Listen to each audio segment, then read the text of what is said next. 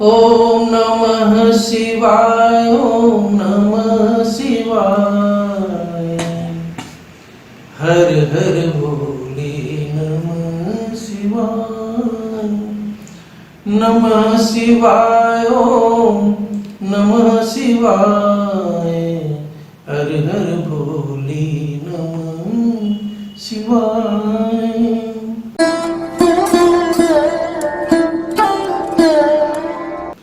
आप सभी को ये जो महाशिवरात्रि है का पर्व है, जो हम सभी लोगों को अज्ञानता और अंधकार से प्रकाश की तरफ लेकर के चलता है।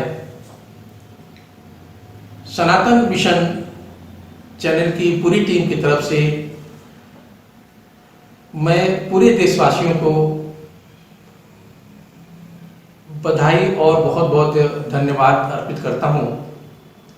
हमारा राष्ट्र सबल बने और जो हमारे ये शिव पुराण में लिखा हुआ है, शिव भगवान की चर्चा की हुई है, इसमें आप क्यों ये बना है, क्या इसकी महत्ता है, क्यों हमें महाशिवरात्रि मनाना चाहिए, इसको समझें। किस प्रकार से हमारे घर परिवार में शांति आ सकती है, कैसे हमारा राष्ट्र सबल हो सकता है। पुनः आप लोगों को बहुत बहुत बधाई महाशिवरात्रि की। आगे हम लोग इस कथा को देखते हैं कि क्यों ये महाशिवरात्रि हम लोग को मनाना चाहिए। तो कथा इस प्रकार से आगे बढ़ती है कि शिव पुराण की कथा के अनुसार एक गांव में एक चित्रभानु नाम का शिकारी था। उसे कुछ पैसे की जरूरत पड़ी, तो उसने क्या किया कि गांव के जो साहूकार था उससे उसने पैसे लिए और समय पे वो पैसा लौटा नहीं पाया। जब पैसा नहीं लौटा पाता है तो साहूकार उसको एक दिन पकड़ लेता है, पकड़ करके कहता है कि तुमने मेरा पैसा लिया था, पैसा लौटाओ। उसको मारता पीटता है और ले जाकर के एक शिव मंदिर है उसमें ले जाकर बंद कर देता है। तो अब वो जब शिव मंदिर में वो बंद कर देता है तो वो हाथ जोड़ के ही कहता है कि भैया ऐसा करो साहूकार जी कि अब मुझे एक दिन का खाली मोहलत दे दो, मैं तुम्हारा कर्जा चुका दूंगा। शिकारी साहूकार उसको इशारे से कहता है कि ध्यान रखना, तुम्हारा हश्र बहुत बुरा करूंगा, लेकिन कल हमारा पैसा हमको चाहिए। तो बेचारा क्या करता है कि जंगल में आ जाता है शिकार करने के लिए, क्योंकि शिकारी तो शिकार करते थे उस समय में। जंगल में आता है तो जंगल में एक पेड़ पर, जैसे आप लोग जानते होंगे कि शिकार करने के लिए एक पेड़ पे चढ़ करके मंच वगैरह लोग बनाते हैं, जिसको पड़ाव भी कहते हैं, पड़ाव। वो मंच अपना बनाया और जिस पेड़ पर चढ़ा वो बेल का पेड़ था। तो अब उसको ये अंदाजा नहीं था, उसको ये ज्ञान नहीं था कि जिस पेड़ पर चढ़ा है उसके नीचे शिवलिंग पड़ा हुआ है। लोग गांव वाले आते थे वहां पे अपना जो है बेलपत्र वगैरह चढ़ाते थे, उसकी पूजा अर्चना भी करते थे। यानी ये कह सकते हैं कि तरह से वहां पे शिव का शक्ति पुंज के रूप में वहां पे शिवलिंग था। अब वो चढ़ता है तो शिकार करने के उद्देश्य से, जब वो अपना पड़ाव बनाने लगता है, मंच बनाने लगता है, तो टहनियों को तोड़ करके, पत्तों को तोड़ करके वो नीचे गिराता है। जब वो नीचे गिराता है तो वो सीधा उसी शिवलिंग पर जाता है। अब देखिए, अब वो मंच पर बैठा हुआ है, बड़ा उसका बन गया। तो एक हिरणी उधर से आती है, मृगी उधर से आती है। तो अब वो जो है प्रत्यंचा अपना चढ़ाता है, पास आ जाता है। जब हिरणी आ जाती है तो हिरणी, अब वो जैसे ही बाढ़ छोड़ने को तैयार होता है तो हिरणी उससे कहती है, शिकारी भाई जरा ठहरो, रुको, मेरी बात सुन लो, फिर मुझे मारना। देखो मैं तो गर्भिणी हूं, मैं गर्भ से हूं, यदि तुमको तो मारना मुझे है, लेकिन अब अनजाने अनजाने में तुम एक जीव के बजाय 2 जीव की हत्या कर दोगे, तो तुम ऐसा करो कि अभी तो मुझे जाने दो, और जब ये बच्चा हो जाएगा तो मैं स्वयं तुम्हारे सामने उपस्थित हो जाऊंगी। अब वो चूंकि बेल पत्र चढ़ा रहा था, उसके मन में कुछ तो दया का भाव आने लगा, तो उसने कहा अच्छा ठीक है तुम जाओ, लेकिन जब तुम्हारा बच्चा हो जाएगा, मतलब उसको तत्काल भी बच्चा होने वाला भी था, बच्चा हो जाएगा तो बच्चा जन्म देके तुम मेरे पास चली आना। वो कहती ठीक है, मैं अभी 4-5 घंटे में आ जाऊंगी। अब फिर अपना जब मचान पे बैठा है, अब सोच रहा है कि चलो ठीक है, वो तो चली गई, दूसरा कोई शिकार आता तो मैं करता हूँ। तो एक दूसरी हिरनी आती है, जैसे ही उसको मारने को वो फिर वो तैयार होता है, तो हिरनी फिर उसको रोकती है। दूसरी हिरनी कहती है कि ये भाई शिकारी मेरी बात सुनो, मैं अपने पति को खोज रही हूँ, मेरा पति कहीं इधर उधर हो गया है, मिल ले रहा है, मैं उसके विरह में बड़ी व्याकुल हूँ, मैं रजस्वला भी हो चुकी हूँ, और मुझे मिलना बहुत जरूरी है उससे। वो बहुत विनती करती है मैं सिर्फ मैं पति से मिल करके आपके सामने उपस्थित हो जाऊंगी, तो फिर मुझे तुम मार लेना। अब वो भी सोचता है कि चलो ठीक है। देखिए, प्रभु की कृपा से, शिव भगवान की कृपा से, जो बेल पत्र बार बार नीचे गिरा रहा है, क्योंकि वो भूखा प्यासा भी है, उसका उपवास भी उसी में चल रहा है, तो उसके मन में जो है प्रभु की भक्ति भी अपने अंदर प्रभु की कृपा से वो जागृत भी होती जा रही है। तो वो उसको फिर वो ऊहापोह स्थिति में होता है कि नहीं मारना चाहिए, लोग मना करते हैं, कहते हैं। तो अब वो बात भी कर रही है, तो मतलब बातों से तो बाहर काम निकल जाते हैं, तो उसको भी छोड़ देता है, उस मृग को भी छोड़ देता है, रेडी को छोड़ देता है। रेडी चढ़ जाती है इस वादे के साथ कि मैं पति से मिलकर चली आऊंगी।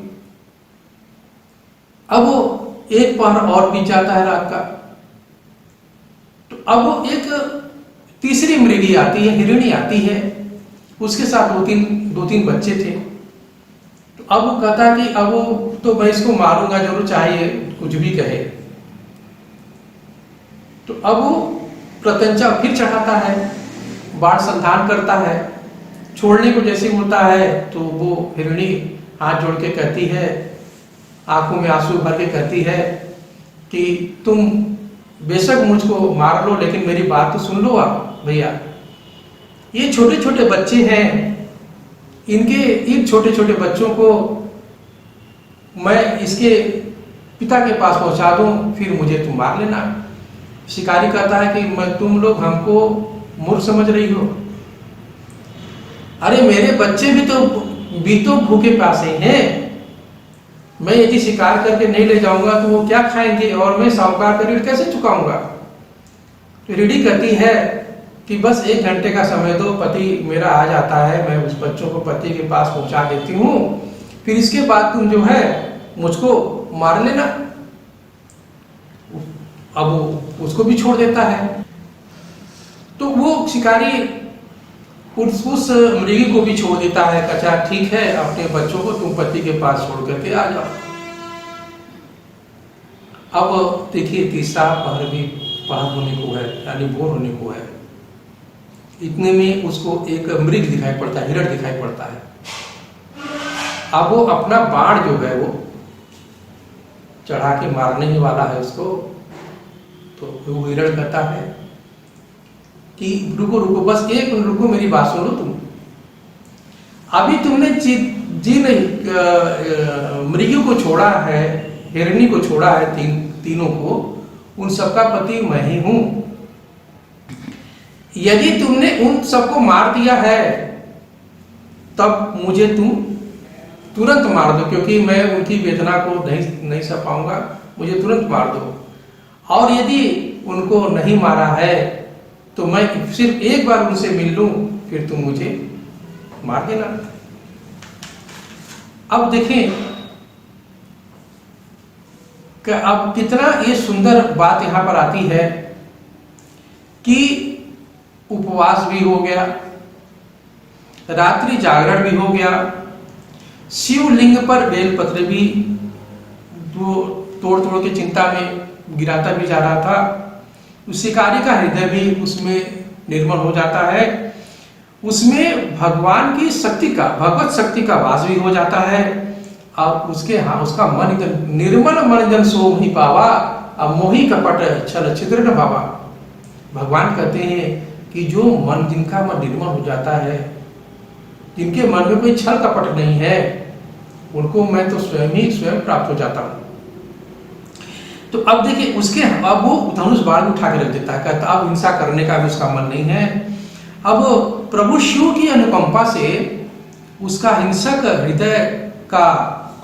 हृदय कारुणिक भाव से भर जाता है और वो अपने कर्मों को याद करके पश्चाताप अग्नि में भी जलने लगता है। थोड़ी देर बाद अब वहां पे स्वयं शिव भगवान प्रकट हो जाते हैं, कहते हैं बता तुम्हें कुछ वरदान लेना तो ले ले। पूरा वृत्तांत भगवान से कहता है। फिर भगवान से कहता है कि प्रभु मुझे इस संसार से बचाइए, अब मुझे जो है अपना भक्ति प्रदान कीजिए। थोड़ी देर बाद मृग सब परिवार उसके सामने उपस्थित हो जाता है। ऐसी सत्यता, देखिए वो तो जानवर है, लेकिन उसका हृदय परिवर्तन सिर्फ इसलिए हो जाता है कि ऐसी सत्यता, सात्विकता एवं सामूहिक प्रेम भावना को देखकर शिकारी को बड़ी ग्लानि होती है, उसके नेत्रों में जल भी भर आते हैं। देवलोक से समस्त देव समाज भी इस घटना को देख रहा होता है। स्वयं प्रभु शिव भी प्रकट हो जाते हैं। वरदान स्वरूप शिकारी व मृग परिवार मोक्ष को प्राप्त हो जाते हैं और उसको इतना धन दौलत मिल जाता है कि उसको साहूकार का भी कर चुका देता है और परिवार साथ आराम से रहने लगता है, भर के भक्ति मार्ग में तल्लीन हो जाता है। कुछ विद्वानों का ये भी कहना है कि इस दिन भोलेनाथ ने समुद्र मंथन से जो जहर निकला था उसको पिया था।